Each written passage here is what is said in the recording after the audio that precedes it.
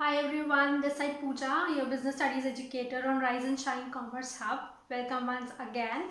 चलिए let's start. आज के हमारे 2 पॉइंट्स हैं। देखो हमने पहले क्या पढ़ा था, हमने लास्ट टाइम पढ़ा था techniques of functional foremanship, right. उसके अंदर हमने 4 पॉइंट्स थे जो जिसमें से 2 कंप्लीट कर लिए थे, जो कि जिसमें फर्स्ट है हमारा फंक्शनल फोरमैनशिप टेक्निक्स के अंदर, जिसके अंदर हमने पढ़ा था 8 फोरमैन होते हैं जो कि उनकी स्पेशलाइजेशन के अकॉर्डिंग ही चूज़ किए जाते हैं, ठीक है।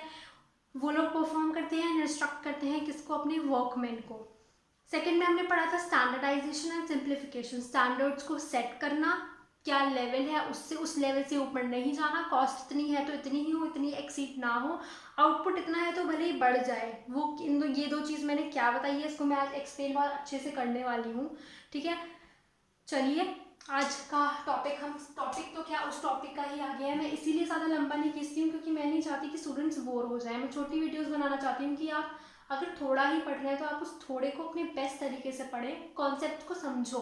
क्योंकि अब क्या होने लग गया है, एमसीक्यूज आने लग गए हैं, वन लाइनर्स आने लग गए हैं। वो है कहने के लिए एमसीक्यूज कि हम देख लेंगे, या कुछ बच्चे बोलते हैं ऐसा, बट 20 मार्क्स के होते हैं। वो ऐसे ही नहीं हो जाते। वो जब तक कॉन्सेप्ट्स बिल्कुल यहाँ पे फीड नहीं होंगे ना, तब तक बहुत प्रॉब्लम आती है। सब कुछ बिजनेस स्टडीज़ में ऐसा लगेगा अरे मैंने ये वहाँ भी पढ़ा था, मैंने ये वहाँ भी पढ़ा था, और ये कब होगा, जब उसी टाइम पे जाके पढ़ोगे। तो अभी चाहे थोड़ा पढ़ो, एक वीडियो देखो, बट डेली देखो।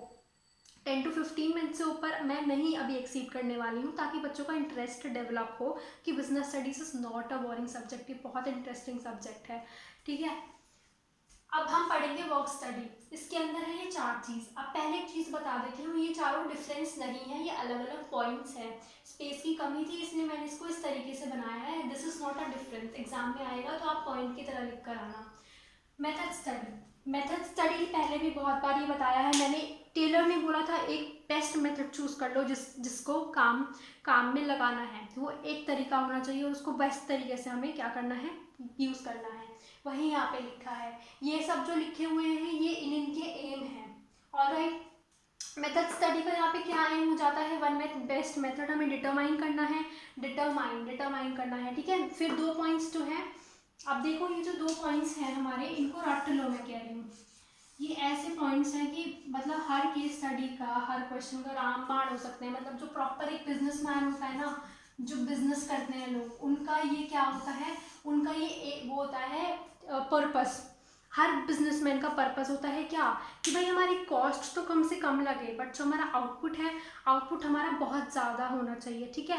मतलब कि अगर हमने सोचा है, तो आप लोगों ने सोचा है कि महीने की मुझे अगर 2000 मिल रही है क्या पॉकेट मनी, ठीक है। खर्च मैं उसमें से कितना करूंगा, 1000 करूंगा। आप लोगों को कोशिश करनी है 1000 से कम ही खर्च हो। लेकिन वो जो कम खर्च हो रहे हैं, चाहे वो 700 खर्च हो रहे हैं, वो 700 इस ऐसी जगह खर्च हो कि आपको लगे कि नहीं, वो 700 रुपये जो मैंने खर्च करे थे बिल्कुल सही जगह लगाए हैं, मैंने कोई वेस्ट ऑफ मनी नहीं करा है। तो यही एक बिजनेसमैन का काम होता है कि एक तरीका जो है अपना ऐसा ऐसा ढूंढो जो आपकी जो कॉस्ट है वो कम से कम रखे और आपका आउटपुट जो है वो ज़्यादा से ज़्यादा रखे। आई होप ये क्लियर हो गया होगा। इसको रट लेना, केस स्टडीज़ में ये बहुत रटने का मतलब ये मत समझना मैम बोल रही है कि रट लो या समझो मत। इतना अच्छे से समझा दिया है ना, इतना एम्फोसिस करके इसलिए बोल रही हूँ कि ये ऐसे पॉइंट्स आप लिख के आते हो ना लेमैन लैंग्वेज में, ना लिख के की वर्ड्स लिख के आते हो, तो बहुत अच्छे मार्क्स आपको बोर्ड्स में मिलेंगे। इसीलिए इस पर इतना एम्फोसिस कर रही हूँ और करती रहूँगी आने वाले टाइम पे ऐसी चीज़ों पर। फिर आ जाता है हमारा मोशन स्टडी। मोशन स्टडी के अंदर क्या है, जो गुड्स होते हैं ना, जो स्टॉक हो गया, गुड्स हो गया या इन्वेंट्री हो गया, उसकी हमें मूवमेंट नहीं करनी है अननेसेसरी।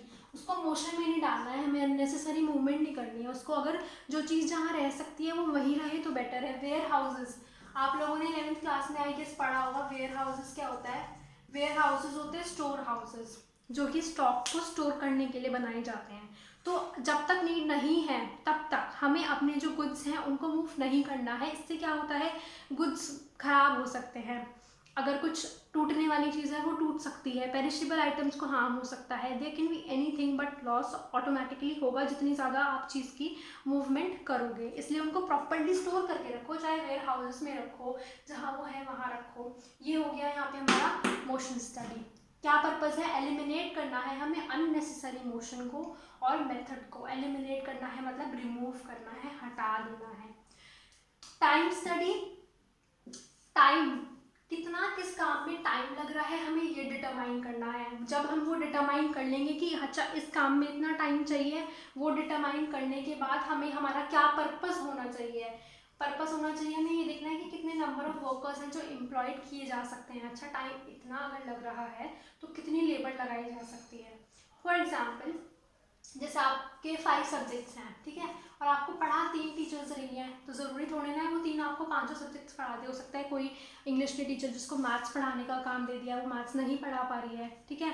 तो जब हमें पता लग जाएगा टाइम कितना है और कितने लोग इसको इस काम को इतने टाइम में फिनिश कर सकते हैं, तो हम उसी हिसाब से जो अपने एम्प्लॉयज़ हैं या अपने वर्कमैन हैं उनको हायर करेंगे, उनको काम देंगे इसी पर्पज़ से।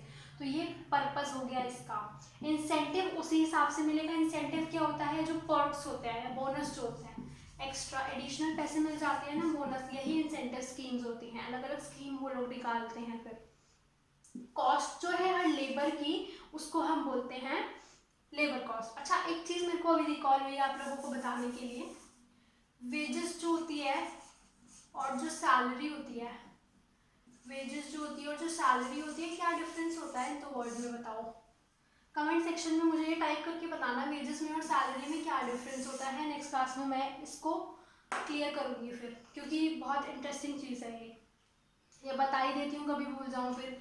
वेजेस जो होता है ना वो पर डे बेसिस पे मिलता है, मतलब कि ये फिक्स्ड काम नहीं होता है, इसमें मैक्सिमम टाइम्स। जैसे अब जो लेबर लॉकडाउन के टाइम पे इधर से उधर जा रही हैं, वो लोग क्यों जा रहे हैं, क्योंकि उनको पर डे का काम मिलता था, उनके पास इतने पैसे नहीं होते थे कि वो लोग सेव भी कर लें और अपना पेट भी भर लें।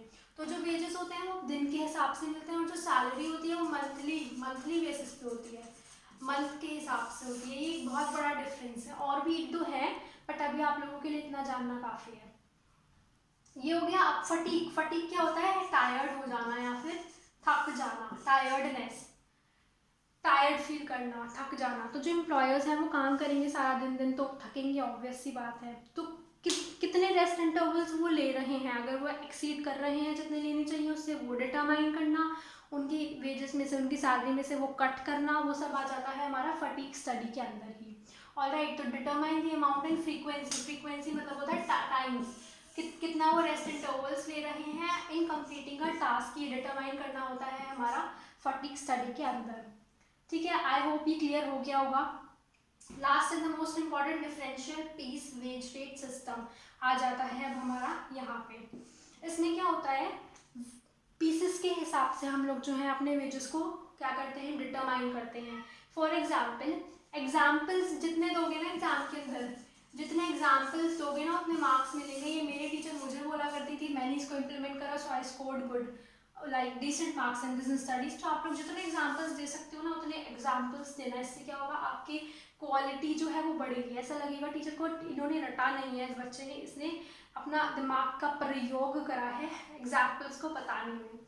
ठीक है, एग्जाम्पल्स आप लोग बता रहे हो तो इससे पता लग रहा है कि आपने क्वालिटी स्टडी कर रखी है सब्जेक्ट की। देखो क्या, मान लो मैं हूँ जैसे, ठीक है, मैंने अपने वर्कर्स को काम दिया है। फॉर एग्जाम्पल कि अगर आप लोग 100 से ज़्यादा यूनिट्स एक दिन में प्रोड्यूस करते हो तो आपको 4 एक यूनिट का 4 रुपये मिलेगा, और अगर आप 100 से कम करते हो तो आपको 3 ही मिलेगा। ठीक है, ये हो पीसेस के हिसाब से उन्होंने क्या करा, वेजेस जो है वो डिटरमाइन करने हैं।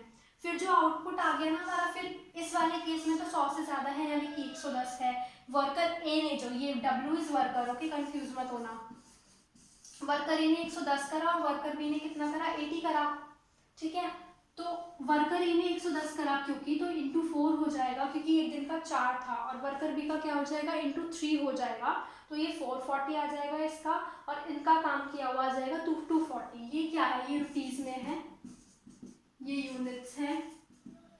ठीक है, अब ये देखो कितना डिफरेंस हो गया इनके वेजेस में, 200 का, a vast difference in their wages.